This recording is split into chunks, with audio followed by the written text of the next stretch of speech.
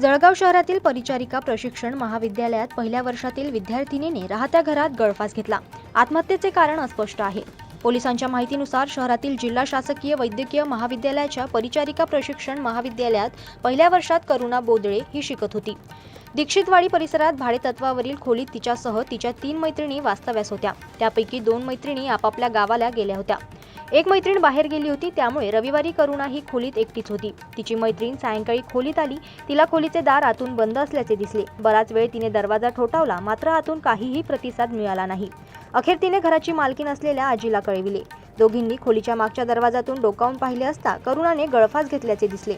घटनेची माहिती जिल्हापेठ पोलीस ठाण्यास कळविण्यात आली। उपनिरीक्षक अरुण मोरे व त्यांच्या सहकाऱ्यांनी घटनास्थळी धाव घेत पंचनामा केला।